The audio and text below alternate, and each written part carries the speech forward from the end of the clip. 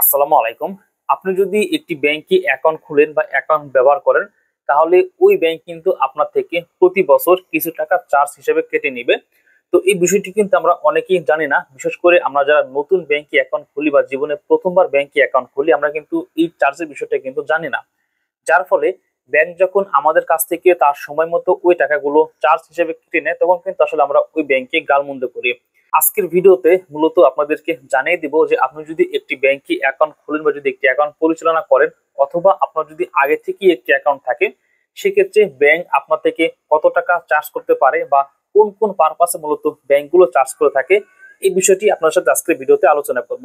তো চলুন তাহলে কথা না বাড়িয়ে মূল ভিডিওটা শুরু করি। প্রথমত আসি যে ব্যাংক হচ্ছে আপনার থেকে অ্যাকাউন্ট মেইনটেনেন্স ফি বাবদ কিছু টাকা কেটে নিবে। অ্যাকাউন্ট মেইনটেনেন্স ফি হচ্ছে, এটিকে বাংলায় বলে অ্যাকাউন্ট রক্ষণাবেক্ষণ ফি। অর্থাৎ আপনি যে ওই ব্যাংকে অ্যাকাউন্ট খুললেন, আপনার অ্যাকাউন্টে আপনি টাকা জমা করলেন, টাকা তুললেন, বা আপনি অন্য কাউকে টাকা পাঠালেন, মূলত এই যে আপনি অ্যাকাউন্টকে ব্যবহার করলেন, এটার জন্য হচ্ছে মূলত ব্যাংক আপনার থেকে অ্যাকাউন্ট মেইনটেনেন্স ফি বাবদ কিছু টাকা চার্জ করে নিবে।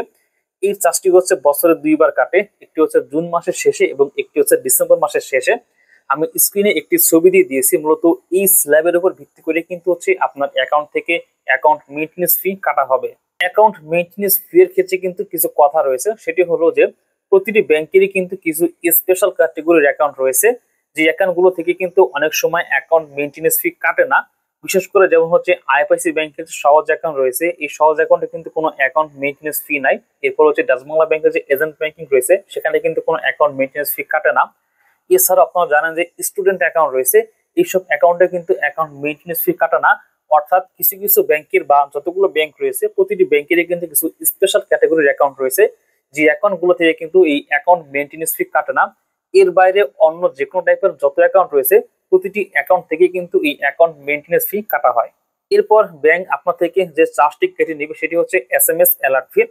এসএমএস অ্যালার্ট ফি হলো যে আপনি যে অ্যাকাউন্টে টাকা জমা রাখলেন, টাকা তুললেন, অথবা অন্য কাউকে পাঠালেন, বা যাই হোক আপনার অ্যাকাউন্টে আপনি যে কিছু করেন না কেন, সেগুলো হচ্ছে মেসেজের মাধ্যমে আপনাকে জানিয়ে দিবে।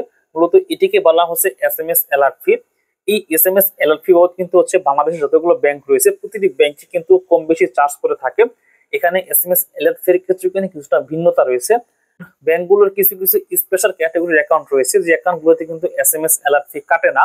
আবার কিছু কিছু অ্যাকাউন্ট রয়েছে যে অ্যাকাউন্টের ক্ষেত্রে কিন্তু এসএমএস অ্যালার্ট ফি একেবারে কম কাটে।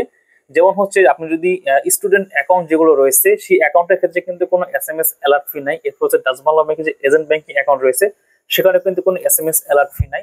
এর বাইরেও কিন্তু আরো স্পেশাল ক্যাটাগরির অ্যাকাউন্ট রয়েছে, যেগুলোতে কিন্তু এসএমএস অ্যালার্ট ফি কাটে না। এর বাইরে আরো কিছু অ্যাকাউন্ট রয়েছে যেখানে তারা হচ্ছে নামে মাত্র এসএমএস অ্যালার্ট ফি কাটে। যেমন আইপিসি ব্যাংকের যে সহজ অ্যাকাউন্ট রয়েছে, এই অ্যাকাউন্টের ক্ষেত্রে কিন্তু এসএমএস অ্যালার্ট ফি হচ্ছে বছরে ভ্যাট সহ প্রায় 67 টাকার মতো। আবার কিছু কিছু ব্যাংক রয়েছে যাদের এসএমএস অ্যালার্ট ফি কিন্তু মোটামুটি তুলনামূলক কম। যেমন সোনালী ব্যাংকের এসএমএস অ্যালার্ট ফি কিন্তু বছরে ভ্যাট সহ 115 টাকা। এরপর হচ্ছে আরো কিছু ব্যাংক রয়েছে, যেমন হচ্ছে আপনার ইসলামী ব্যাংকের এসএমএস অ্যালার্ট ফি কিন্তু বছরে 172 টাকা। আবার কিছু ব্যাংক রয়েছে যে ব্যাংকের এসএমএস অ্যালার্ট ফি কিন্তু বছরে ভ্যাট সহ 345 টাকা। অর্থাৎ এখানে মোট কথা হলো যে কিছু কিছু ব্যাংকের কিছু স্পেশাল ক্যাটাগরির অ্যাকাউন্ট রয়েছে, যে অ্যাকাউন্ট গুলো থেকে কিন্তু কোনো এসএমএস অ্যালার্ট ফি কাটে না। আবার কিছু কিছু অ্যাকাউন্ট রয়েছে যেখান থেকে তারা অল্প টাকায় এসএমএস অ্যালার্ট ফি কাটে, যেমনটা হচ্ছে আইওআইসি সহজ অ্যাকাউন্ট। আবার কিছু কিছু ব্যাংকের এসএমএস অ্যালার্ট ফি কিন্তু একেবারে কম, যেমন হচ্ছে আপনার সোনালী ব্যাংক, যেমন বললাম যে 115 টাকা বছরে। এরপর হচ্ছে যেমন ইসলামী ব্যাংক 172-73 টাকার মতো কাটে বছরে। এর বাইরে অন্যান্য অ্যাকাউন্টের ক্ষেত্রে কিন্তু মোটামুটি ভ্যাট সহ 345 টাকা এসএমএস অ্যালার্ট ফি হিসেবে চার্জ করে থাকে। তো মূলত যে কোনো ব্যাংকের ক্ষেত্রে কিন্তু এই যে দুটি চার্জের কথা বললাম, অ্যাকাউন্ট মেইনটেনেন্স ফি এবং এসএমএস অ্যালার্ট ফি, এই দুটাই হচ্ছে কিন্তু কমন চার্জ, এটি কিন্তু কাটবে। এর বাইরে আরো একটি চার্জ রয়েছে, সেটি হচ্ছে আবগারি শুল্ক বা এক্সাইজ ডিউটি। এটি হচ্ছে সরকারি একটি চার্জ।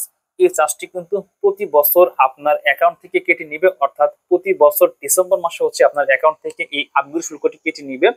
আপনার অ্যাকাউন্টে কত টাকা রাখলে হচ্ছে আবগারি শুল্ক কাটবে, কত টাকা রাখলে কাটবে না, সে বিষয়ে কিন্তু আমার চ্যানেলে একটি ভিডিও রয়েছে, লিংক আমি ডেসক্রিপশন বক্সে দিয়ে দেবো। সেখান থেকে হচ্ছে আপনারা এই আপডেট আবগারি শুল্কের চার্জটি দেখে নেবেন। অর্থাৎ আপনি বাংলাদেশের যে কোনো ব্যাংকে আপনি যদি অ্যাকাউন্ট ব্যবহার করেন বা অ্যাকাউন্ট যদি খুলেন, সেক্ষেত্রে হচ্ছে আপনার থেকে মোট 3 টাইপের চার্জ কেটে নেবেন। একটি হচ্ছে অ্যাকাউন্ট মেইনটেনেন্স ফি, 2 হচ্ছে এসএমএস অ্যালার্ট ফি, এবং 3 হচ্ছে এক্সেস ডিউটি বা আবগারি শুল্ক। এটি হচ্ছে ব্যাংক আপনার থেকে প্রতি বছরে কেটে নিবে। এই জন্য কিন্তু ব্যাংক আপনার থেকে কোনো অনুমতি নিবে না, অটোমেটিক তাদের সময় মতো আপনার অ্যাকাউন্ট থেকে এই চার্জগুলো কেটে নিবে। এর বাইরে আরো কিছু চার্জ রয়েছে, যেমন অনলাইন চার্জ। অনলাইন চার্জ হলো ধরুন আপনি এক শাখা থেকে যদি অন্য শাখায় টাকা পাঠান বা অন্য শাখা থেকে টাকা উত্তোলন করেন, জমা করেন, এটার জন্য কিন্তু একটি চার্জ রয়েছে, এটিকে বলা হচ্ছে অনলাইন চার্জ। অবশ্যই কিন্তু এই অনলাইন চার্জটি আপনাকে এক্সট্রা দিতে হবে। ক্ষেত্রে কিছু কিছু ব্যাংক রয়েছে যাদের কিন্তু কোনো অনলাইন চার্জ নাই, অর্থাৎ যেমন আইএফআইসি ব্যাংক রয়েছে, সোনালী ব্যাংক রয়েছে, এই দুই ব্যাংকের ক্ষেত্রে কিন্তু অনলাইন চার্জ নাই। এর বাইরে অন্য ব্যাংক থাকতে পারে, বাট আমার আপাতত নাম মনে পড়ছে না। এই দুই ব্যাংকের ক্ষেত্রে কিন্তু কোনো অনলাইন চার্জ নাই, অর্থাৎ আপনি কিন্তু এক শাখা থেকে টাকা জমা উত্তোলন করতে পারবেন, এক্ষেত্রে কিন্তু আপনাকে অতিরিক্ত কোনো টাকা দিতে হবে না। এর বাইরে যা রয়েছে সেগুলো কিন্তু আসলে চার্জ না। যেমন আপনি যদি চেক বই নিয়ে থাকেন সেক্ষেত্রে অবশ্যই আপনাকে টাকা দিয়ে চেক বই নিতে হবে। আপনি যদি কার্ড নিয়ে থাকেন সেক্ষেত্রে অবশ্যই আপনাকে কার্ডের চার্জ দিতে হবে। আর যদি আপনি এই সার্ভিসগুলো না নেন সেক্ষেত্রে কিন্তু আপনাকে কোনো চার্জ দিতে হবে না। বাট যে কথা বললাম, আপনি যদি যে কোনো একটি ব্যাংকে অ্যাকাউন্ট করতে চান সেক্ষেত্রে অবশ্যই এই তিন টাইপের চার্জ কেটে নিবে। আমি আবারও বলছি, একটি হচ্ছে অ্যাকাউন্ট মেইনটেনেন্স ফি, দুই হচ্ছে এসএমএস অ্যালার্ট ফি এবং তিন হচ্ছে আপগ্রেড শুল্ক। এই তিন টাইপের চার্জ কিন্তু মূলত হচ্ছে আপনার অ্যাকাউন্ট থেকে কেটে নেবে এবং আপনার অ্যাকাউন্টে কত টাকা ব্যালেন্স রয়েছে তার উপরে ভিত্তি করে কিন্তু এই চার্জগুলো নির্ধারণ হয়ে থাকে।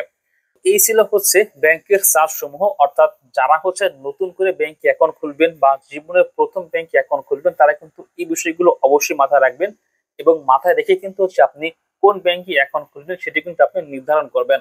তো যাই হোক, এই ছিল মূলত আজকের ভিডিওটি। আশা করি ভিডিওটি আপনারা বুঝতে পেরেছেন। যদি ভালো লাগে তাহলে অবশ্যই লাইক দিবেন এবং চ্যানেলটি সাবস্ক্রাইব করবেন।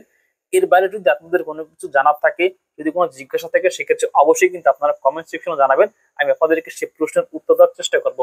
যাই হোক, এই ছিল আজকের মতো ভিডিও। তো সকলে ভালো থাকবেন, সুস্থ থাকবেন, খোদা হাফেজ।